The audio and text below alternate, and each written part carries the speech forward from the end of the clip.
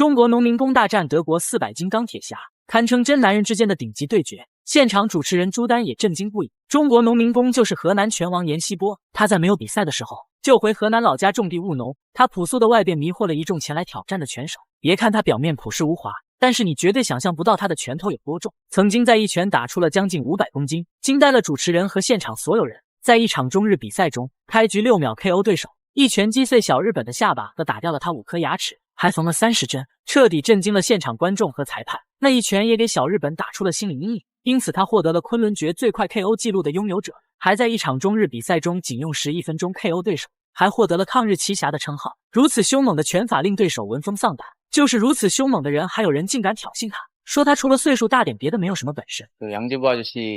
이제 나이도 있으니까 그만 두시고 고향 내려가서 체육관이나 차리세요. 阎锡波看到他如此的挑衅，也霸气喊话：“小子，这次比赛我会给你上一节让你终身难忘的课。”如此嚣张的人就是韩国年轻拳手李宰。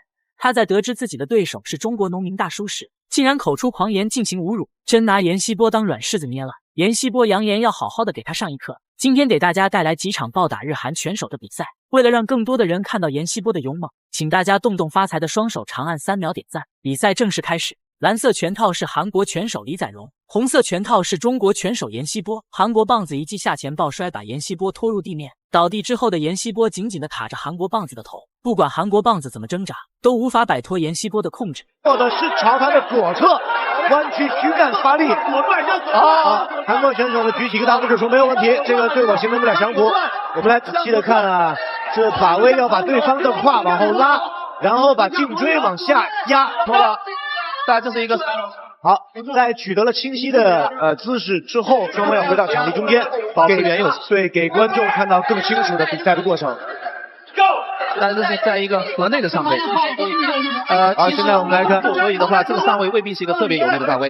好，这是在摆脱了，如果进入侧压，可能就形成姿态优势。韩国棒子在挣扎中，终于摆脱了阎锡波的控制，但是在绝对的力量面前，阎锡波轻松摆脱想要控制他的韩国棒子。然后上前就是猛攻，打的韩国棒子直接抱头防御，毫无还手之力。这个地面扎击，看看能不能直接，这个把头摁下去，把对方把头摁下去。但是双方的攻防在做地面攻防。下位的韩国选手在做扫技，没有形成。想要做起来，压平。阎锡波这个有力，可以地面扎击，这是最有力的地面扎击了。地面扎击，这有可能直接这个裁判可能说出比赛，如果是有可能没有办法做防守了。眼看韩国棒子要被打死。裁判紧急上前终止比赛。此时的韩国棒子躺在擂台上，完全没有了赛前的嚣张，一动不动，双目无神，最后被抬着下擂台。小日本看到自己的好兄弟被欺负，并且还被打得这么惨，为了给好兄弟找回面子，派出日本拳坛的格斗王者立石玉善，绰号犬神，一出场就立马怒吼狂吠，就像狂犬病发作一样乱咬乱叫。他赛前还说一定要扭断阎锡波的脖子，为他们的好兄弟报仇，可是却不知阎锡波的凶猛。好了，废话不多，比赛正式开始。哇，漂亮！一上来立石玉善就一飞机。发生了什么？刚眨了下眼，比赛就结束了，这也太快了吧！小日本到死也想不到会被阎锡波秒杀。阎锡波兴奋地跳上围绳，狂呼去庆祝。经过医护人员检查，小日本被阎锡波一拳打碎下巴，还被打掉5颗牙齿。现在医生正在给他处理伤口。自认为亚洲第一的小日本，没想到被中国农民工6秒 KO， 而且还被打碎下巴和打掉5颗牙，可以说是全程的慢镜头回放。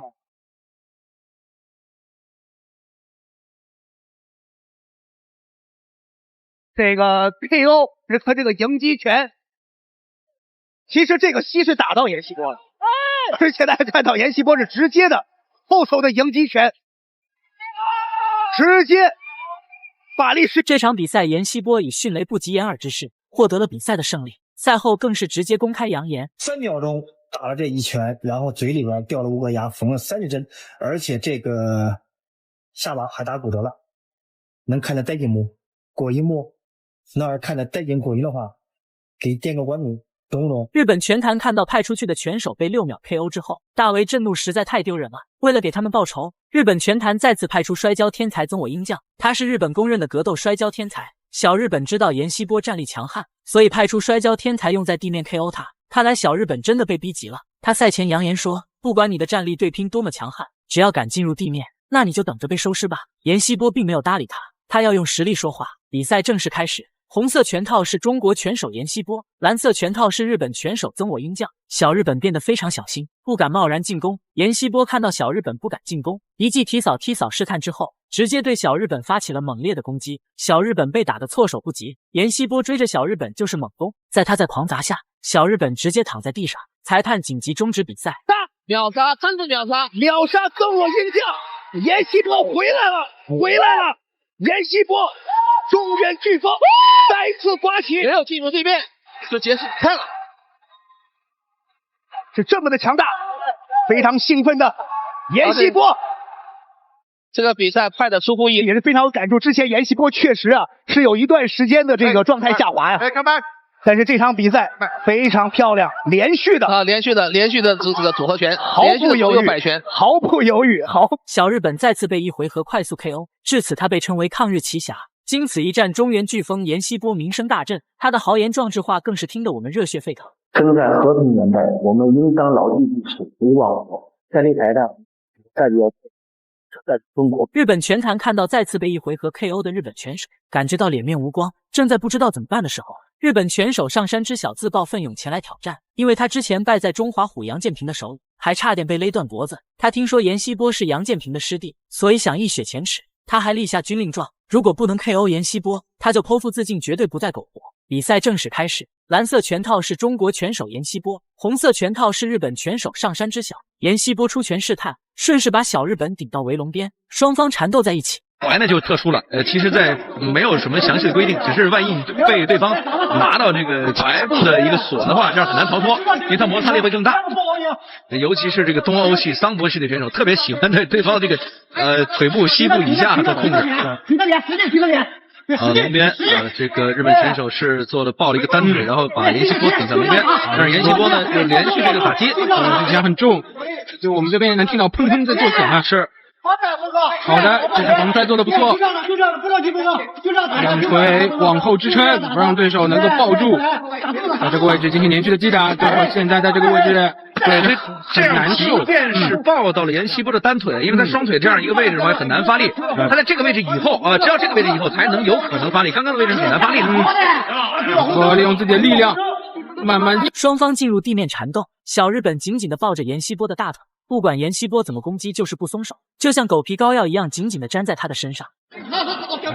但是还是很有力的一个选手啊。连续缠斗，我们看他刚才将自己脑袋的位置从岩西波的腹部移到了岩西波的大腿外侧。而这时候岩西波想做一个拿背的动作吗？对，但很难。现在对手抱着这个单腿啊，对，抱的位置比较向上啊。好的，绕出来了又。这个位置现在只抱了一条小腿啊，有很好的位置进行攻击。这岩西波的打击还是很有力度啊。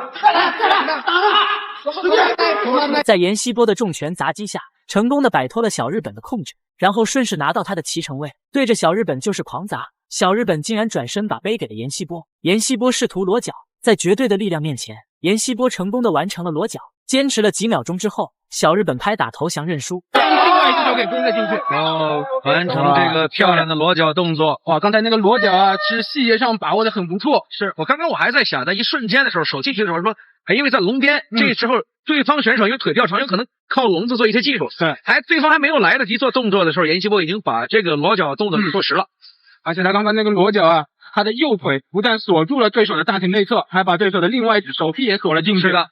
这样对方的这个防守啊，其实已经被破坏掉了，只有单边防守了。